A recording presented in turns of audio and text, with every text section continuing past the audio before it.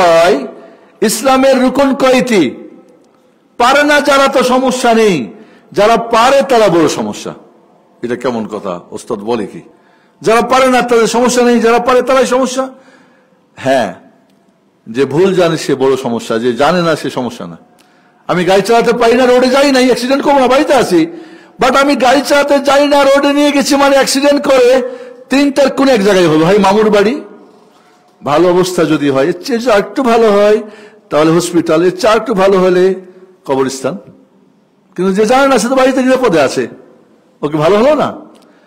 আমাদের পীর আর মুরিদ, স্টুডেন্ট আর টিচার, ছোট বড়, হাজি গাজী যত আছে, ইসলামের রুকুন জিজ্ঞেস করলে বেশিরভাগ মানুষ ইল্লা মাশাআল্লাহ ইল্লা, বাট কিন্তু কিছু মানুষ বাদ দিয়ে, যারা এখন আপনারা নতুন করে শিখছেন তারা বাদ দিয়ে, পুরো শিক্ষা ব্যবস্থা এটাই।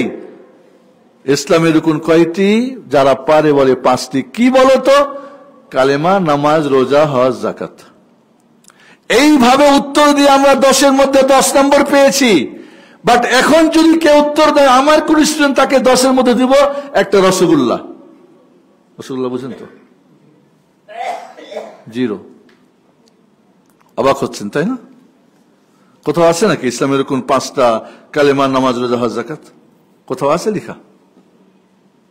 না, এটা স্পষ্ট হাদিসে, আব্দুল্লাহ ইবনে ওমরের হাদিস থেকে বর্ণিত রাদিয়াল্লাহু আনহু, বুনিয়াল ইসলাম আলা খামস। ইসলামের বুনিয়াদ কয়টি? 5টি। শাহাদাতাইন, শাহাদাতাইন লা ইলাহা ইল্লাল্লাহ, শাহাদাতাইন আশহাদু আল্লা ইলাহা ইল্লাল্লাহ, আশহাদু আন্না মুহাম্মাদুর রাসূলুল্লাহ। এবং আশ্চর্যের বিষয়, সর্বশ্রেষ্ঠ সাগরিদ, স্টুডেন্ট জিবরিল আমিন, ফেরেশতাদের সর্দার, উনি সর্বশ্রেষ্ঠ স্টুডেন্ট। আর সর্বশ্রেষ্ঠ ওস্তাদ, টিচার হলেন কে? মুহাম্মদুল আমিন, নবী রাসূলদের সর্দার আলাইহিস সালাতু ওয়াস সালাম।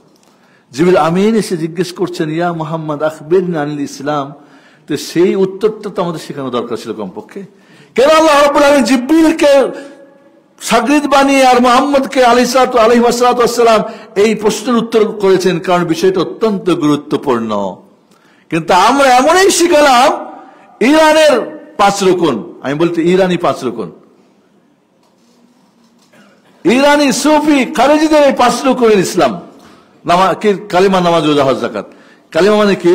লা ইলাহা ইল্লাল্লাহ। নামাজ মানে নামাজ, রোজা, এর মানে কোন দায় দায়িত্ব আছে? আমি স্বীকার করি কালিমা, নামাজ, রোজা, আমাকে নামাজ পড়তে বলছি, কিন্তু ইসলাম কি বলছে? আনতা শাহাদা আল্লা ইলাহা ইল্লাল্লাহ ওয়া আন্নী মুহাম্মাদুর রাসূলুল্লাহ, শাহাদাতাইন। আমি সাক্ষ্য দিচ্ছি যে আল্লাহ ছাড়া সত্য কোনো মাবুদ নেই, আরো সাক্ষ্য দিচ্ছি নিশ্চয় মুহাম্মদ সাল্লাল্লাহু আলাইহি ওয়াসাল্লাম। দেখেন, এখানে কিন্তু রাসূলের ব্যাপারে নিশ্চয় লাগাইছেন, আল্লাহর ব্যাপারে নিশ্চয় লাগান নাই।